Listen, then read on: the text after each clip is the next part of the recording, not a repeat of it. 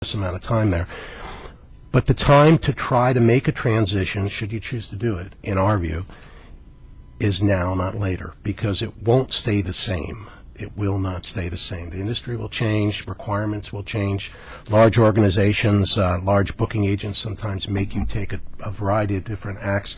Once again, it's not my vocation. I don't know the details of it, but I do know that it changes constantly. I would also say that at the $400,000, the foundation gave the hall $400,000 last year. So we're glad that we were able to do it. Since you're in the black, maybe you can give it back to us.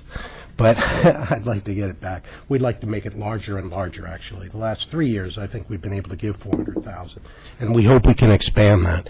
The idea would be to grow the foundation, to do it with the city, to keep the existing staff, to put safeguards in place so that the city is protected if there is some threat to that. We haven't really drilled down on those issues. We just presumed that the legal staff would be able to craft those things. But we're aware of that issue, and I think as citizens we agree. We want to protect the city with what we do. At the same time, in order to perform philanthropic acts on a major scale, in order to do the kind of fundraising that we think is going to be necessary, I think a private foundation operating the hall is going to be very, very important.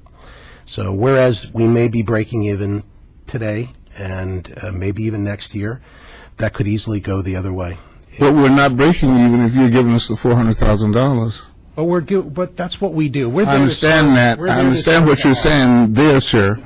Without you, we don't have the $400,000. That's true. That's true. But, you know, the city, maybe they could get through, they could do their own thing, whatever. We just think that having a private group that works with the city, that has a history of giving, that we think we can increase. And I've only been on this board a few years, and this is my first year in this position. But we've reconstituted the board in the last 8 months or a year to include people who traditionally give a lot of money and have given money to institutions within the city of Sarasota. A lot of money. I think in terms of the sense of urgency that was there 2 to 3 years ago, when you were losing $1 million, $1.2 million, $1.3 million, there was more of a sense of urgency. We have to do something different. Okay, now we're coming off of almost 3 years of positive in the black. The sense of urgency is not there. I have no reason to believe that we can't continue a positive running of the hall as we are. I'm looking longer term. I'm looking at the 10-year kind of threshold.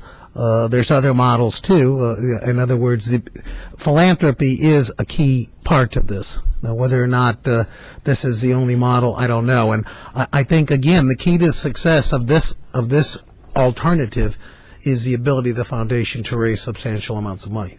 Without that, all we're doing is switching the boards from the city commission to a private self-appointed board, and if the money is not, if you don't raise any more money, then all you're doing is switching the management team. Mm-hmm. And there's no reason to do it if you don't raise the money. Well, certainly that's the case. I wish we had detailed that more in our discussions, our hundreds of hours of committed time into this, because I'm not sure where you're going with this, but I appreciate that you're saying something different than what we understood. So perhaps there is a real value to us being here tonight, so I can better understand that the representation made to me and to us as a group and to the people that were sitting in those meetings was somewhat different than what I'm hearing here tonight. I think that everyone who was in those meetings would agree. But maybe they were mistaken. It's possible. The key was not fundraising success? Excuse me? We never discussed that the key to success in the future was the ability of the foundation to raise substantial amounts of money? Yes, we did, Bob, and we told you what our method was and what we planned on doing and how we were going to do it, and we agreed to transition administration in order to support what you required, and we agreed to keep the staff of the foundation in place because we felt that it would be silly not to and that they were good people. We did not have a discussion that this wasn't important. In fact, and I don't want to be argumentative about this, but when somebody says something that's completely 180 degrees different than what I was represented, I have to say something. We were told for the first 3 meetings that this had to happen as quickly as we could move, and that if we were slowing down for any reason, we were backing up, and that as far as the city was concerned, we were to move as quickly as possible. Now, maybe I misunderstood this. I don't think so, but maybe the other people in the meeting misunderstood it as well. I don't know.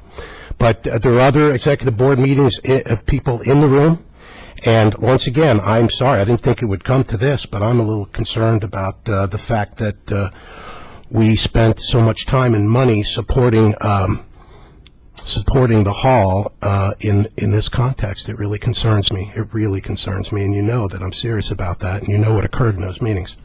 But thank you for your time. I really appreciate it. I really, truly do. This has been very helpful. Okay. Thank you very much.